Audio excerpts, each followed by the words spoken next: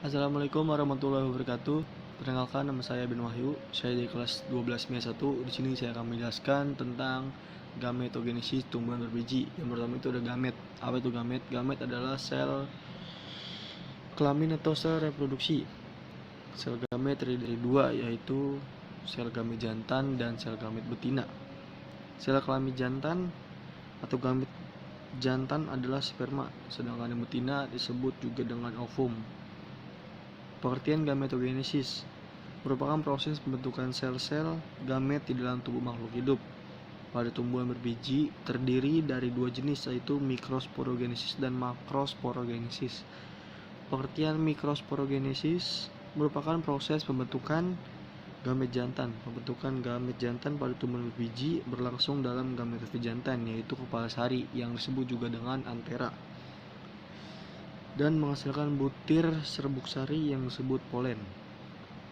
Dan pengertian makrosporogenesis bisa disebut juga dengan megasporogenesis, merupakan pembentukan gamet betina.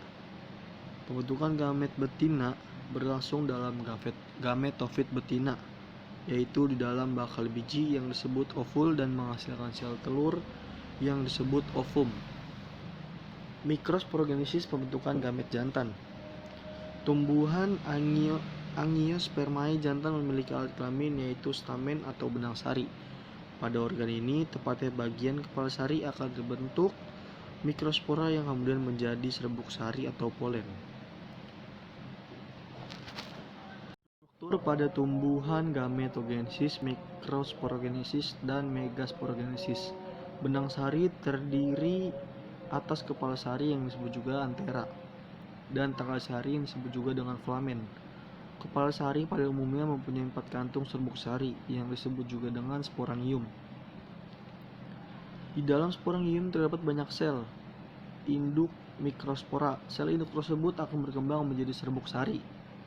Mikrosporogenesis terjadi di dalam kepala sari atau antera. Di dalam antera terdapat kantong serbuk sari yang di dalamnya berisi sejumlah sel-sel induk serbuk sari atau sel induk mikrospora yang disebut juga dengan mikrosporosit yang diploid.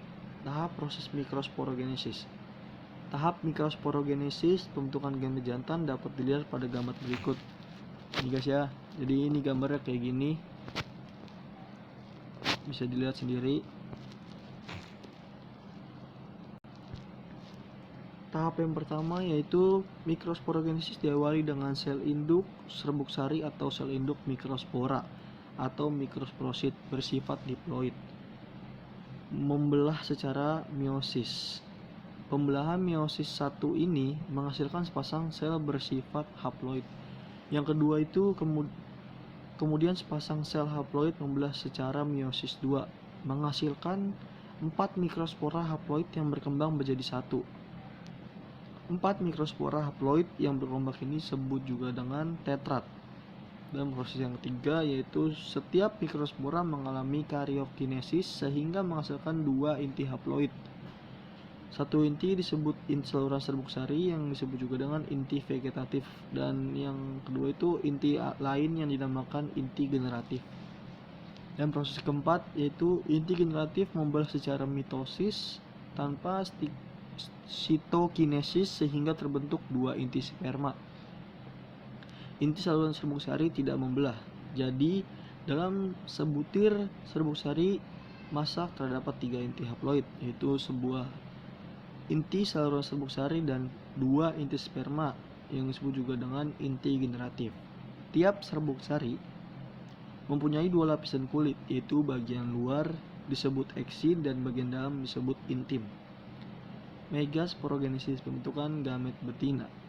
Sel telur tumbuhan angiospermae dibentuk di bagian bunga, yaitu pistilum. Pada organ ini terjadi pembentukan sel telur dan tempat terjadinya fertilasi yang disebut juga dengan pembuahan. Pistilum terdiri atas 3 bagian, yaitu kepala putik yang bisa juga disebut dengan stigma, tangkai putik yang bisa disebut juga dengan stilus, dan ovarium. Pada ovarium inilah tempat sel telur terbentuk. Pada ovarium terdapat ovulum atau kantung embrio. Beberapa spesies tumbuhan dapat memiliki ovolum lebih dari satu sehingga dapat menghasilkan buah dengan banyak biji. Di dalam ovolum tersebut terdapat sel induk megaspora. Megasporogenesis berlangsung dalam bakal buah atau ovarium. Di dalam ovarium terdapat bakal biji atau ovolum yang menempel pada dinding ovarium. Ovolum dilindungi oleh integumen luar dan integumen dalam. Bakal biji berhubungan dengan buluh serbuk melalui lubang mikrofil.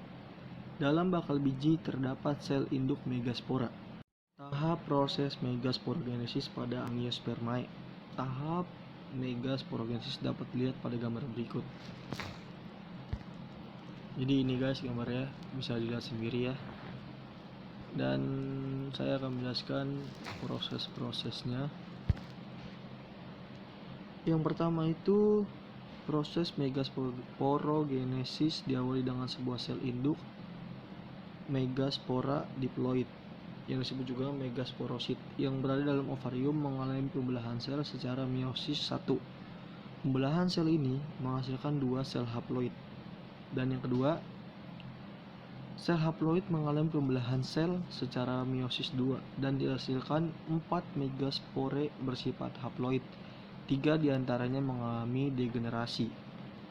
Dan yang ketiga, megaspora yang masih hidup mengalami 3 kali karyokinesis tanpa sitokinesis dan dihasilkan sel besar yang disebut juga kandung lembaga muda dengan 8 inti haploid. Dan yang keempat itu dalam megaga metofit 4 inti berada pada sisi kalaza, bagian antara bakal biji dan tangkai biji, dan 4 inti lainnya di dekat mikropil.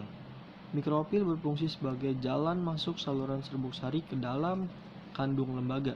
Yang kelima, 1 inti dari tiap-tiap sisi kelompok bergerak menuju ke pusat dan bersatu membentuk inti kandung lembaga sekunder yang diploid. Sel yang terbentuk ini biasa disebut juga dengan sel pusat. 3 inti pada bagian kalaza dinamakan inti antipoda. Inti di bagian tengah yang dekat mikropil yang dinamakan ovum yang disebut juga dengan sel telur. Dan yang di samping kiri kanannya sel telur disebut sinergit.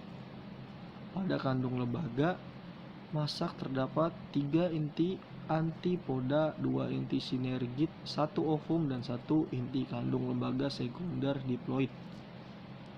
Pada proses pembuahan, inti generatif membuahi sel telur membentuk zigot diploid.